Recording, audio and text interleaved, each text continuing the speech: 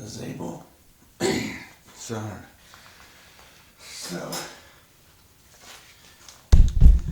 last time someone had pointed out in the comments that the O-ring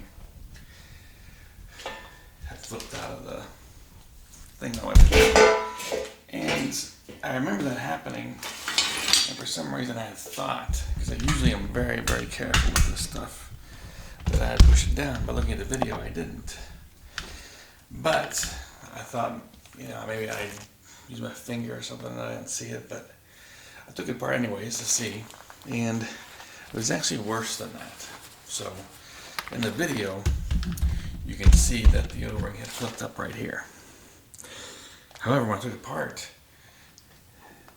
back here had actually flipped over.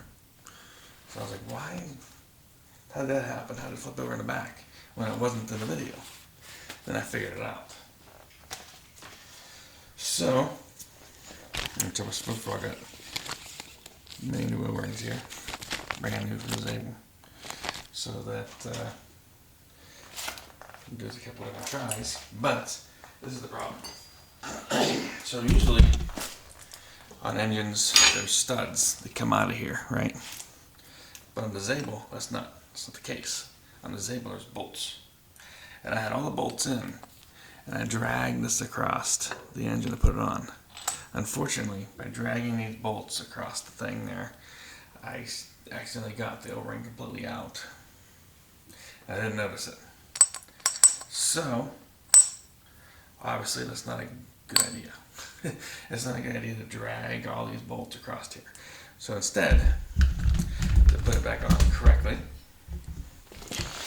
we'll have to take out these bolts and carefully put it on, and only put one bolt in, and then easily put all the other bolts in as I put it in there.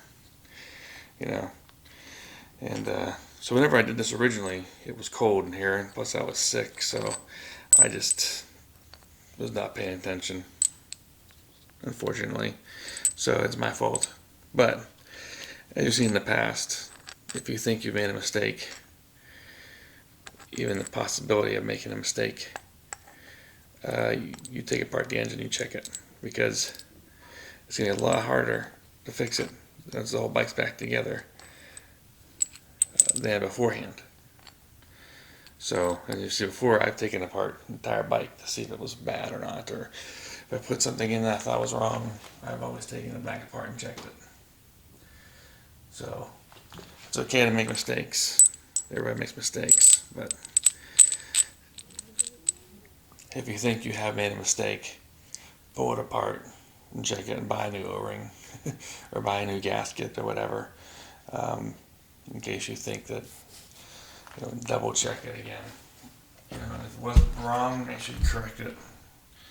Double check it. If it wasn't wrong, then just be careful and put it back together the way you had it. So, my voice is kind of bad today. So I did have a surgery yesterday to pull up so I can start doing dialysis. And so I'm going to be able to ride for probably about a month for it to heal. But I'm not supposed to lift any more than 10 pounds. So I'm going to lift this stuff up, but I can put this head back together. I also got my forks back for this bike and for the 2004 500. So the thing is, though, that the steering stem that I have for this is not correct. So I need to get a new steering stem now for this bike before I can put it back together. Yeah. And yeah, if you want to see what this looks like, that's what I have sticking out of me now to do dialysis. So I had to get some kind of pouch or something to put it in, otherwise it's just a tube that's just hanging there. Yeah. But anyhow, so we're going to put this thing together here.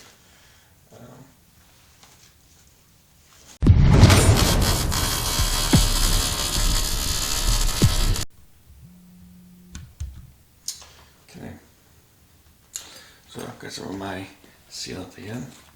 Put this in here, and put these 2 O-rings in. So I'm just gonna again just put some of it in here a little bit. This stuff doesn't really dry, so I'll put some in here. Of course, I'll rub some on these O-rings.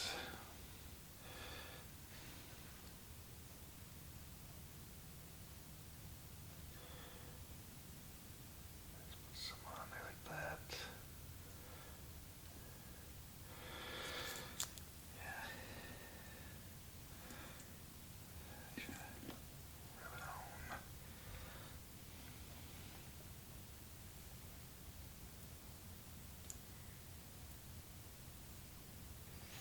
Okay, put this in the middle.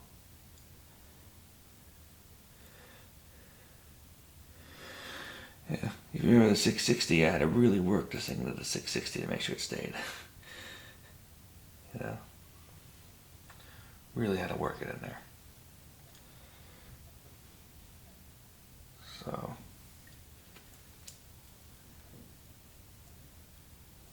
Hands are all sticky now from this stuff.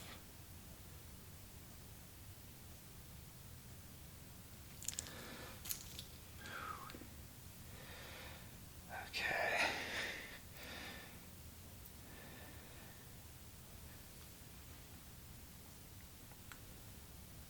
This time a little bit different.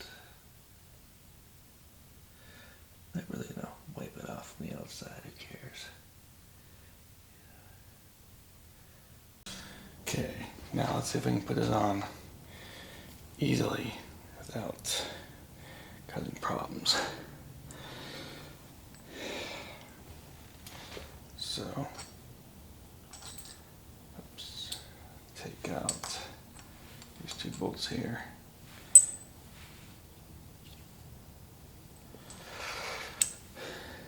Make sure these are in. Okay, so it's in. Now, let's put this here like this. Let me see if I can line up this first bolt here. And slow this a little bit down.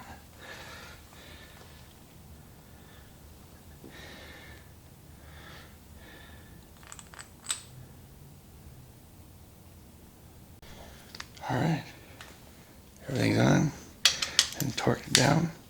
That's it. Good to go.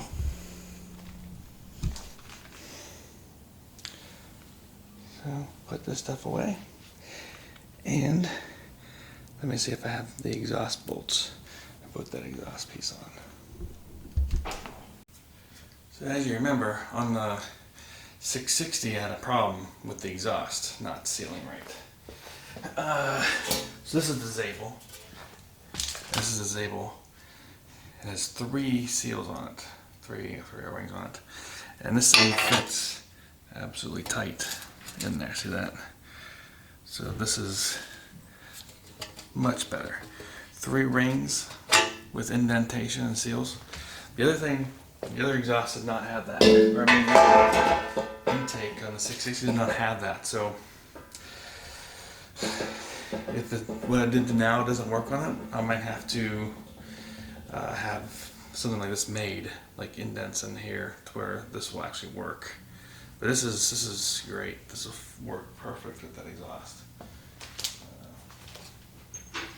Okay, get on with this.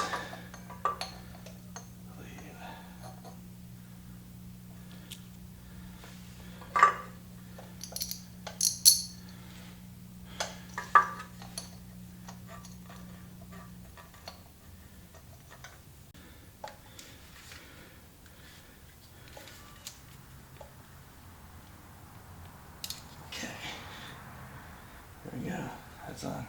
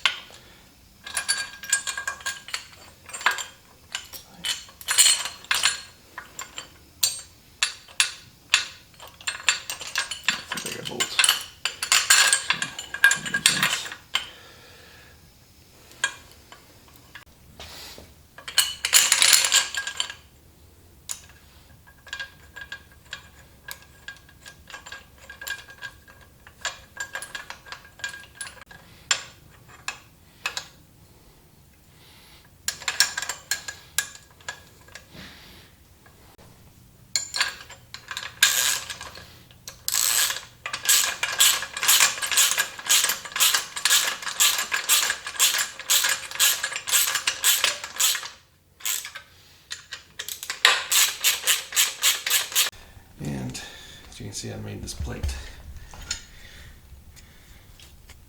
Go through how I made that. Alright, so we got this thick steel. It's 3/16 of an inch, I believe this steel is. Yeah, 3/16. Yeah, it's the same as aluminum. But for aluminum, it should be thicker. So we're going to cut this with this spec here. Gonna see if we can line something up here. So we'll keep that top edge like that. So that means I need to cut right there, straight down. I used to have a marker in here. Gotta mark this thing.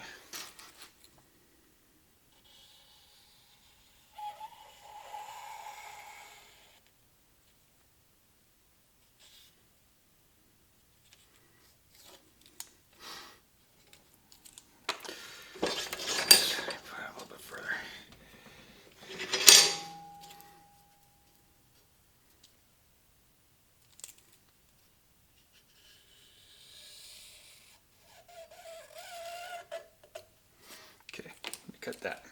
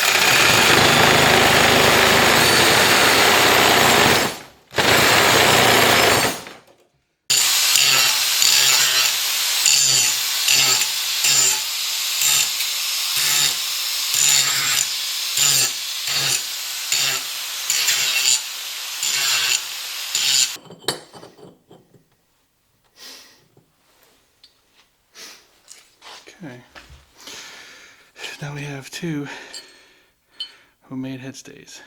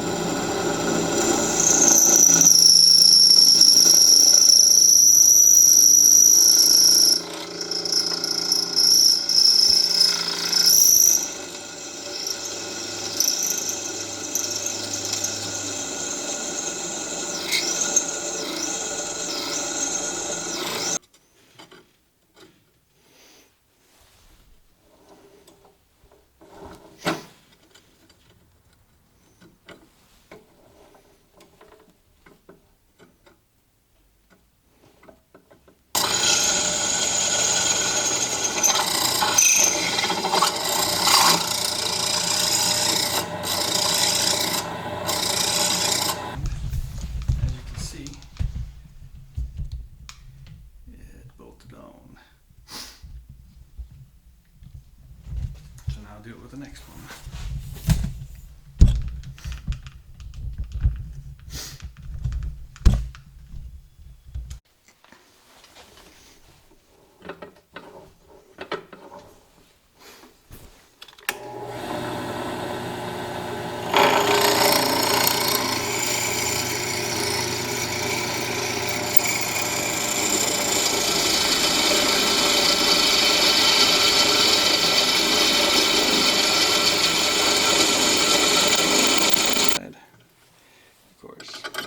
In there so it doesn't move.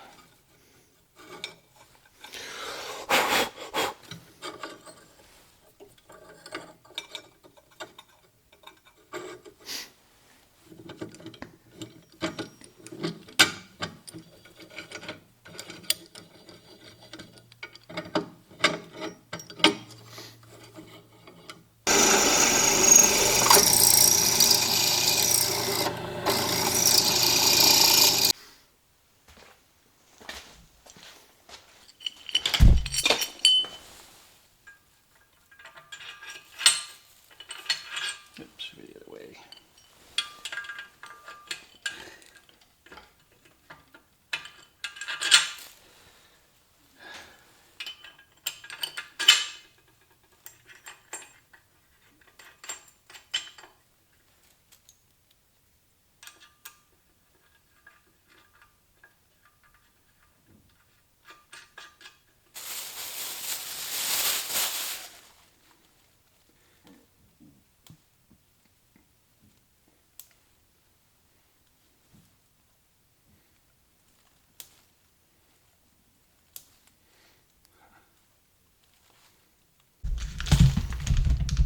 Okay. I took the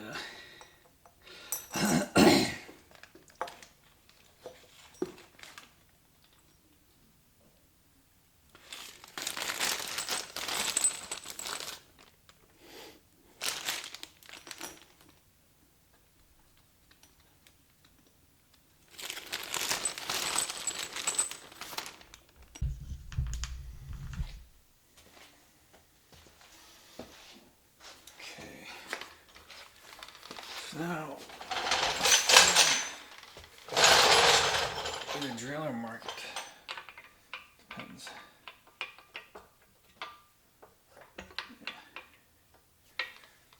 Wow.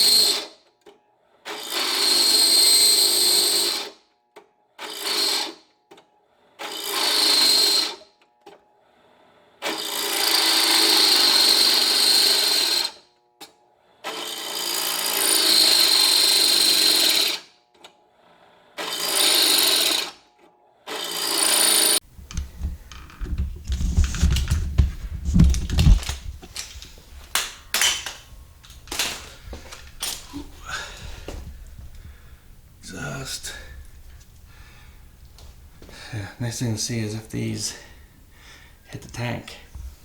Right over here. But maybe if I put the shorter ones in, this is how it looks. I don't know. But if I put the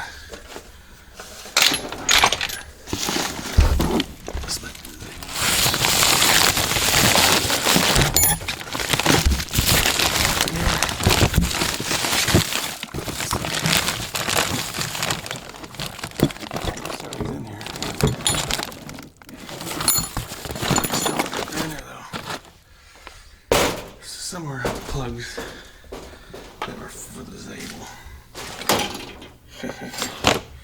But anyhow, they're shorter. So, then I got a second head. Everybody keeps asking. I have a brand new head. So in case that one ever fails, I have a backup.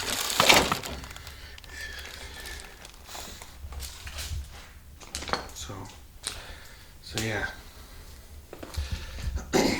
So that's what I'm going to do today.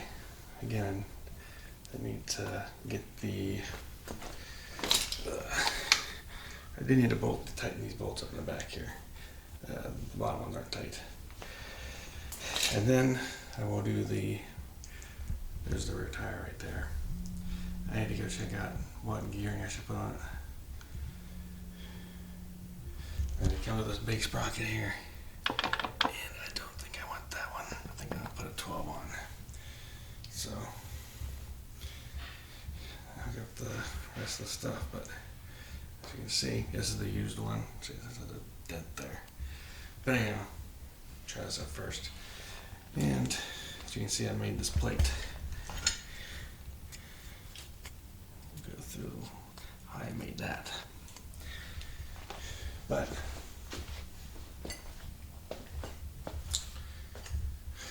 I had no shortage of that project. So I had to do that side case. I need to get this side case. Then I do the other guy's side case. And then I'm waiting for the parts for 660. And I need to do this 97's carburetor. I need to put the compression release back on the 620. And finish this bike up here. Put stickers on and stuff. And finish the front end and everything. Put the front tire on. So in the back there you can see I have four fatties. You see I do have a new front tire here, this one here, but again I like those fatties, so I'm gonna put those fatties on. And I'm gonna put this one on this golden tire on the 700. See how it does. And this one here, what is this bike here? This is a or is this a used one? This one here is a motocross M5B soft terrain. 70M 140 80 18 IRC.